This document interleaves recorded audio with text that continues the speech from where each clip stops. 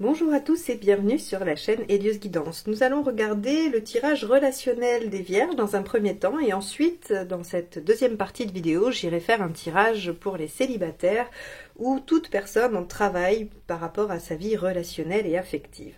Alors, pour commencer, on va aller voir ce que vous réserve ce tirage relationnel, donc qui concerne tous les liens affectifs, qu'ils soient familiaux, amicaux ou amoureux, d'une personne avec qui vous êtes en lien ou que vous avez dans votre cœur, à qui vous pensez. Alors, quelle est la carte qui va donner la tonalité ?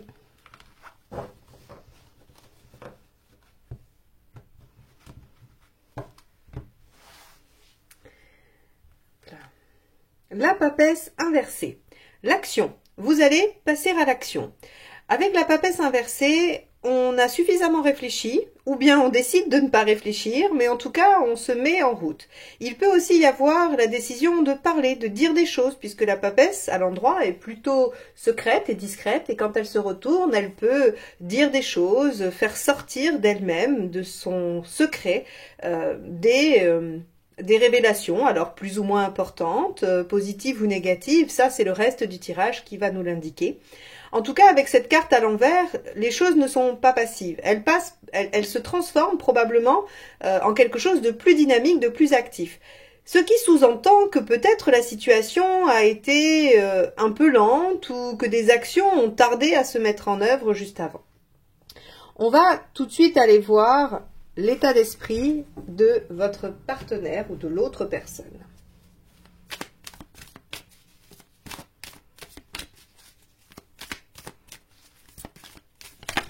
Hop là. Cavalier de bâton. Très bien. Votre partenaire ou l'autre personne à qui vous pensez est décidé à poursuivre son chemin, ses efforts, ses actions. Le cavalier de bâton fait montre de persévérance et il décide de mettre tout son enthousiasme au service de ce qui le meut, ce qui le met en mouvement. Donc ici, on voit que déjà la papesse inversée concerne le partenaire. On va voir si elle vous concerne également, mais le cavalier de bâton est une carte de mouvement, de dynamisme. Donc, il va y avoir des choses qui vont être mises en place. Alors, le cavalier de bâton peut aussi communiquer. Donc, effectivement, là, on est dans les deux axes dont j'ai parlé juste avant. On va aller voir très vite ce que vous avez comme état d'esprit.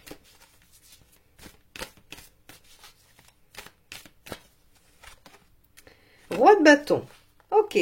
Alors vous souhaitez être reconnu, entendu, vous voulez qu'on voit vos qualités ou vos compétences, ou qu'en tout cas, on soit, comment dire, que vous ne passiez pas inaperçu. Vous n'avez pas envie de ne rien dire, de laisser les choses se faire. Vous avez envie de vous imposer. Le roi de bâton, c'est quand même quelqu'un qui est capable de manifester ses envies, ses besoins et de les faire respecter. C'est aussi quelqu'un qui est très agréable à vivre, très bon vivant, qui a envie de profiter un peu, moins que le roi de coupe, mais quand même, c'est quelqu'un d'assez agréable, qui discute facilement. Et donc, si votre partenaire a envie de vous dire des choses, ce qui semble être plutôt dans ce sens-là, eh bien, vous saurez l'écouter, accueillir sa parole et répondre.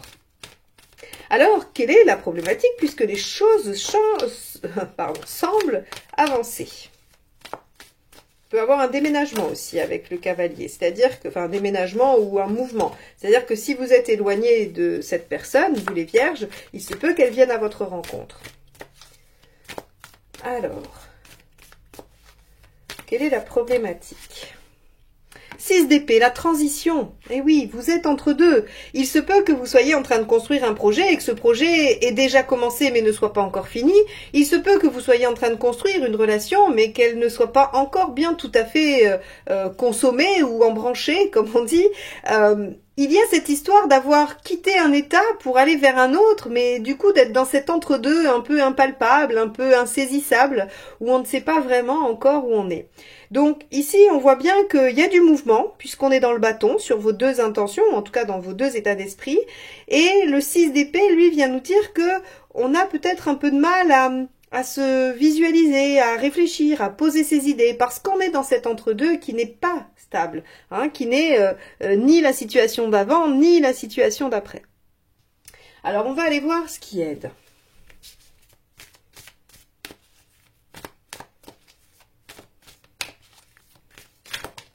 Hop là. Il y en a beaucoup qui sont tombés, je les garde pas. Hop. Alors, qu'est-ce qui aide? 3 d'épée. Bon, déjà d'être lucide. Hein, le 3 d'épée, sa première caractéristique, c'est je suis lucide sur la situation, je vois les choses telles qu'elles sont, je ne me fais pas d'illusions et on va au cœur du problème. Donc ici, on peut avoir effectivement des choses qui vont être dites par le partenaire ou par vous pour vous faire respecter par le partenaire. Quoi qu'il en soit, avec ce 3 d'épée, il va falloir être au clair avec ce qui se passe. S'il y a la problématique de flou ou de ne pas trop bien savoir, de ne pas avoir de visibilité, eh bien, il va falloir dire les choses, poser les choses et accepter de ne pas se mentir, de ne pas... voyez, tout à l'heure, je vous disais avec le roi de bâton, vous n'avez pas envie de passer inaperçu ou de faire comme si de rien n'était. Eh bien oui, bien sûr, 3 d'épée, il va falloir aller mettre le nez là où il y a besoin de le mettre. Donc, on vous dit ne pas faire de déni, hein, ne pas laisser passer les choses et traiter les problèmes un par un dans l'ordre dans lequel ils arrivent. Qu'est-ce qui n'aide pas?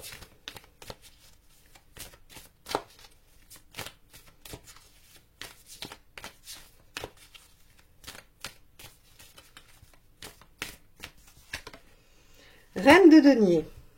D'accord. De laisser l'insécurité vous envahir. La reine de denier, elle aime bien se sentir sécure. Elle aime bien avoir construit quelque chose qui la rassure, qui lui permet de se dire qu'il n'y a pas grand-chose qui peut venir la déstabiliser. Et en négatif, elle a 2 aspects qui vont être les 2 extrêmes. C'est-à-dire qu'elle peut se laisser gagner par les angoisses du fait de se sentir en danger ou que sa sécurité, alors sécurité affective, matérielle, peu importe, soit mise en danger. Ou bien alors elle peut aussi s'accrocher tellement à une sécurité qu'elle n'est pas très adaptable, hein, elle n'est pas très mobile. Donc ici on vous dit surtout pas de rigidité, ni dans un sens ni dans l'autre. C'est-à-dire ne vous accrochez pas à vos peurs, laissez-vous peut-être surprendre par ce qui peut sortir du fait d'exposer les choses, de les dire et d'être tout à fait honnête. Et n'essayez pas forcément de vous accrocher à toute force à une sécurité qui, si vous regardez vraiment, peut ne pas vous apporter autant de sécurité que ça. Vous savez, c'est tout le problème des zones de confort. Quand on est dans une situation qui est là depuis longtemps, en fait on la connaît, on la maîtrise, on sait comment ça fonctionne. Et même si c'est désagréable, le changement peut faire peur parce que on se dit mais je ne vais pas savoir faire autrement. Ça je sais faire, c'est pas agréable mais je sais faire. La nouveauté, est-ce que je vais m'en sortir? Est-ce que ça va être mieux? Est-ce que ça va être pire? Et parfois on préfère s'accrocher à quelque chose. Et là on vous dit surtout pas, il y a du mouvement, il y a une envie de mouvement. Et il y a des choses à régler du fait de cette transition qui peut être insécurisante. Mais allez discuter des choses et vous allez voir que votre reine de denier va probablement s'apaiser toute seule. Ok. On va aller voir l'intention du partenaire.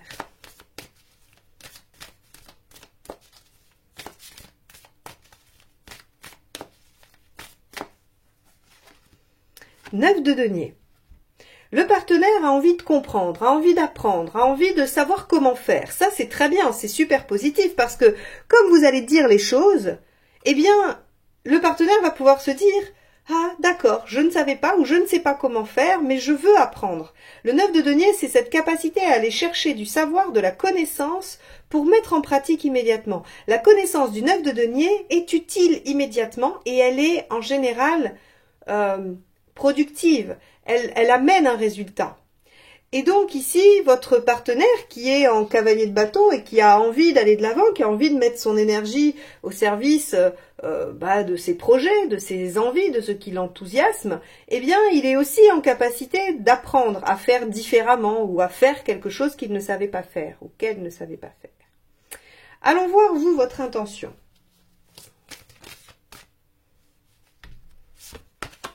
Alors, celle-ci s'est retournée dans le jeu, je vais la prendre.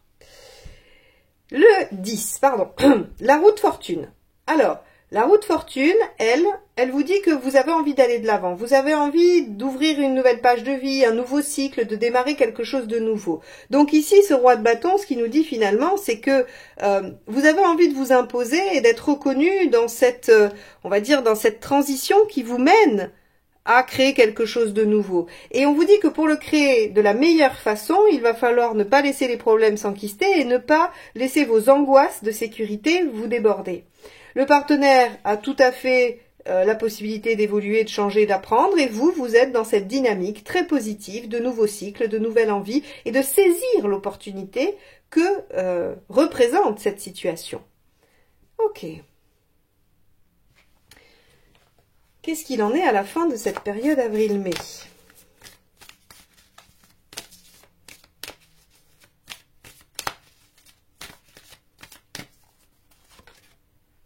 Deux d'épée.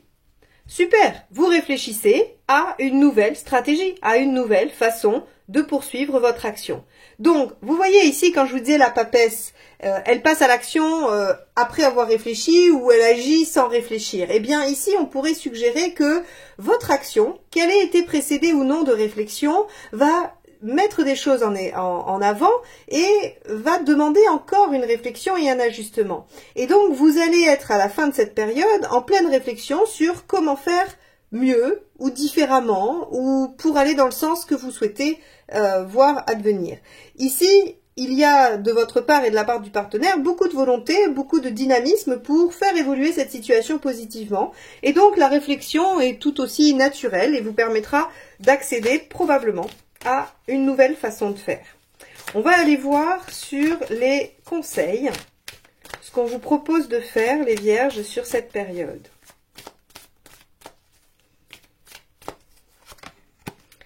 L'étoile, faire confiance, suivre votre instinct, votre intuition et vous laisser guider aussi, hein, parce que l'étoile, elle vous parle des synchronicités, de ce que l'univers pourrait vous délivrer comme message. Alors, elle peut aussi vous dire que vous allez obtenir ce que vous souhaitez si vous êtes bienveillant, doux et que vous êtes optimiste. Optimiste en étant persuadé que votre situation va se transformer telle que vous souhaiteriez la voir se transformer. Allons voir le deuxième conseil.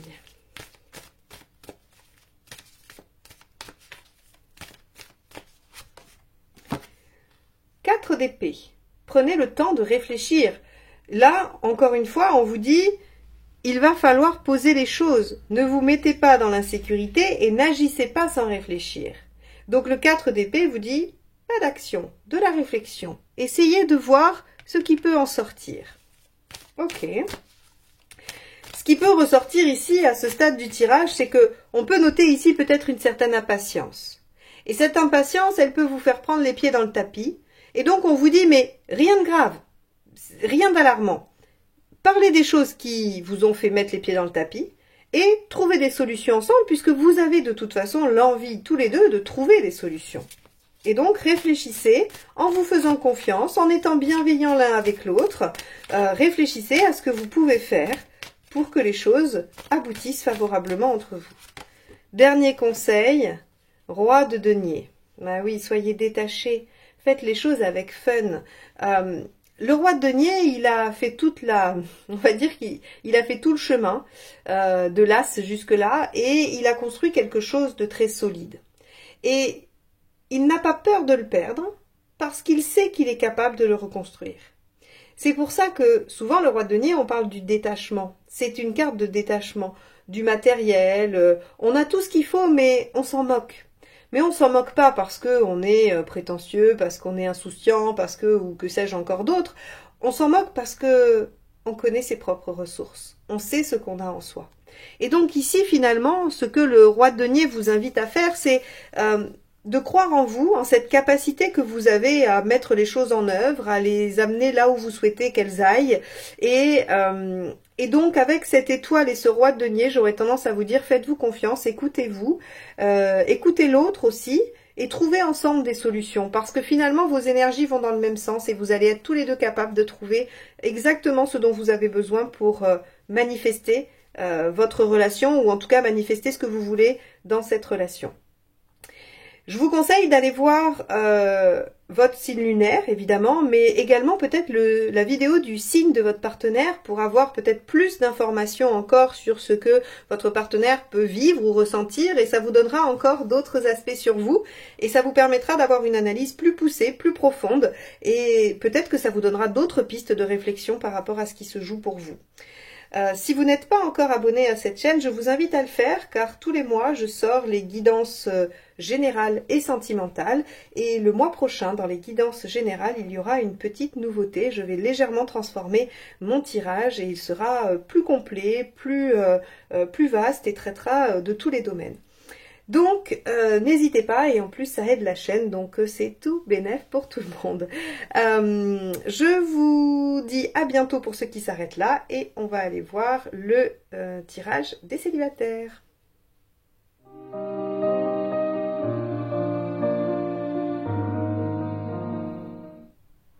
Alors, les célibataires, on va aller voir pour vous sur cette période d'avril-mai. Vous pouvez aussi regarder ce tirage si vous êtes en recherche personnelle et intérieure par rapport à des problématiques relationnelles, puisque ce tirage ne parlera que de vous, les vierges.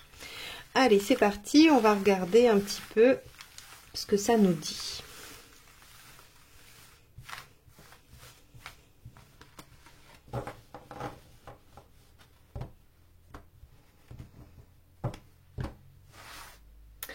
Alors, quel est votre état d'esprit?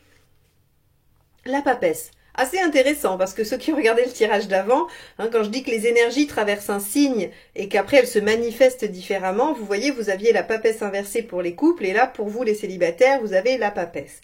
Alors la papesse, ce qu'elle vient dire, c'est que vous pourriez avoir envie d'une période assez passive, assez tranquille et de rester centré sur vous. Mais vous pourriez aussi avoir envie de suivre votre intuition, votre instinct et de ne pas trop réfléchir à ce qu'il faut faire ou à ce que vous devriez faire. Vous pourriez aussi avoir envie de garder votre jardin secret, de garder votre intimité pour vous-même et ne pas forcément aller vers l'extérieur. On va aller voir avec ce que vous souhaitez, comment ça s'accorde. Tempérance, vous voulez l'équilibre. Et là, la première phrase qui me vient, c'est que vous voulez l'équilibre, quoi qu'il arrive, seul ou accompagné. Mais vous voulez l'équilibre.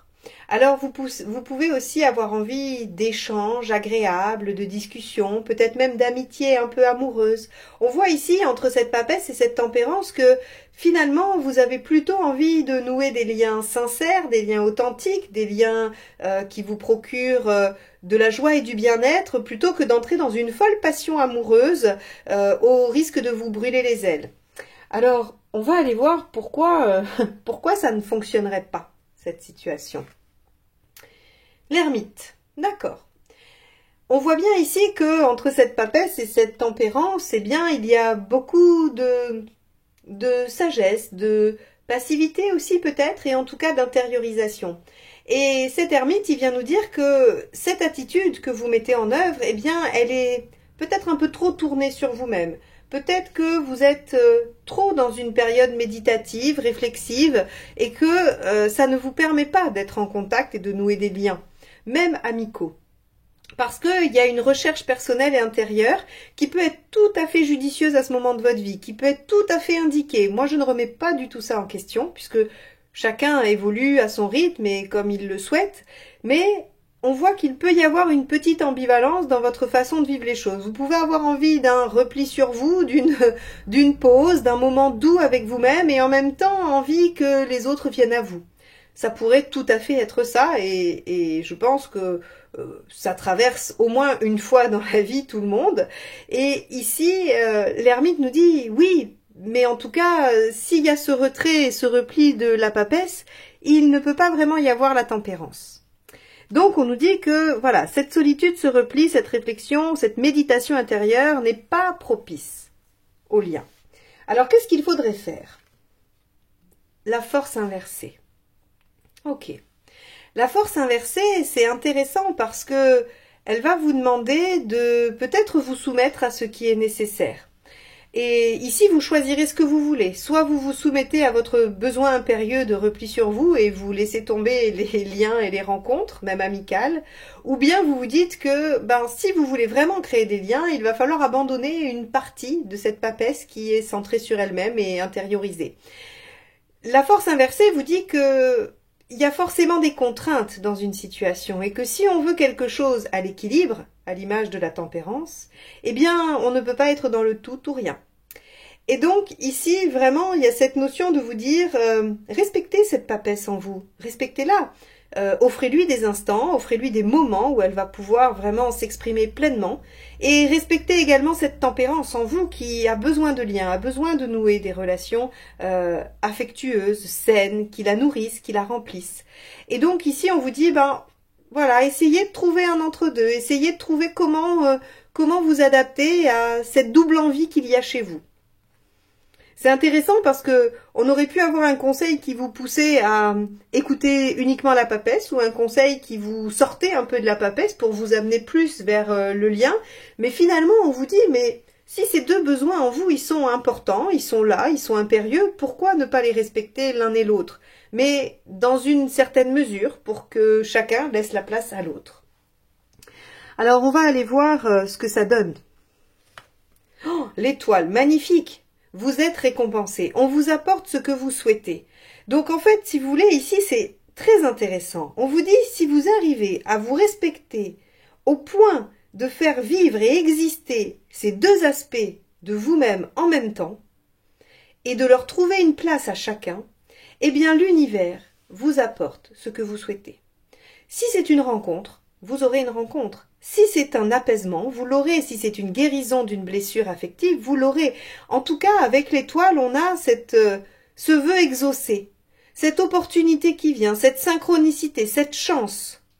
Et donc ici, on voit bien que vous n'aurez pas grand-chose d'autre à faire que de faire exister en vous ces deux parts. Celle qui a vraiment besoin de créer son espace, sa limite, parce que j'ai l'impression que c'est un peu ça, c'est-à-dire que tout à l'heure je vous parlais de, visiblement vous n'avez pas envie de vivre une passion dévorante. Mais si vous ne voulez pas une passion dévorante, c'est parce que vous voulez sauvegarder une partie de vous, que vous voulez garder intacte, que vous ne voulez pas laisser approcher ou atteindre par quelqu'un d'autre.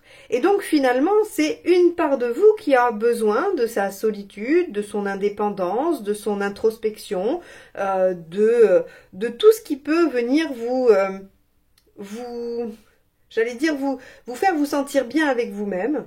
Et puis, il y a cette autre part de vous qui a besoin de contact, qui a besoin de lien. Et ici, on nous dit, vous pouvez faire vivre les deux. Faites vivre les deux. Parce que sinon, vous aurez tendance à vous replier trop sur vous. C'est-à-dire que c'est la papesse qui gagne si vous laissez les choses se faire. Mais là, on vous dit, acceptez les contraintes. Acceptez les contraintes et acceptez que ça vous demande un effort de mettre justement le curseur au milieu. Mais la récompense est magnifique. La récompense est absolument superbe, les vierges. Vous avez une étoile très rapidement dans l'issue à court terme. Alors, qu'est-ce que ça devient à long terme ? Le diable, la concrétisation et, pour le coup, je ris parce que le tarot est taquin. Et la passion, c'est-à-dire que vous allez, et ça c'est sublime je trouve, parce que je vous ai dit vous ne voulez pas de passion dévorante, parce que vous ne voulez pas qu'une part de vous s'y perde.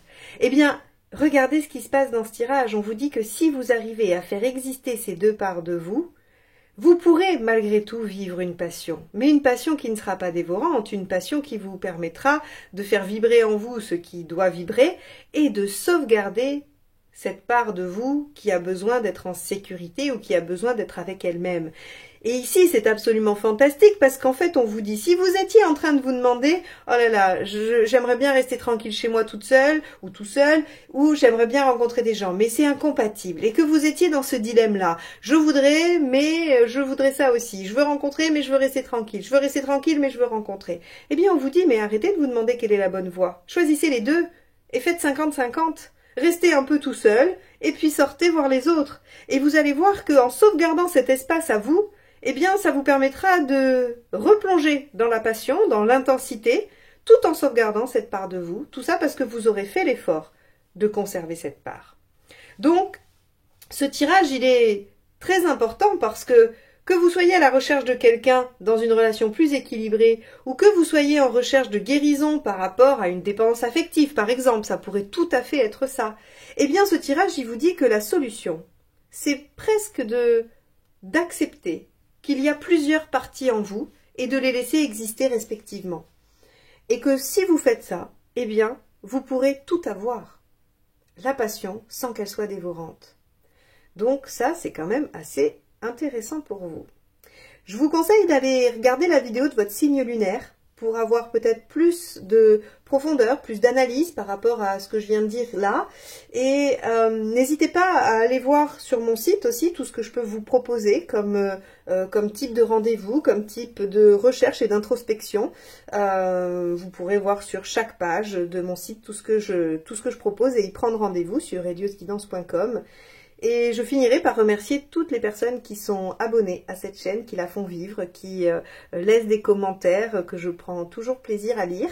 Et si vous n'êtes toujours pas abonné mais que ces guidances vous plaisent, n'hésitez pas à le faire et à activer la clochette pour être notifié des prochaines sorties, d'autant plus qu'il y aura des nouveautés dans la guidance générale à partir du mois de mai. Donc je vous souhaite à tous une excellente période avril-mai, une très belle réalisation personnelle et je vous dis à très vite. Bye bye.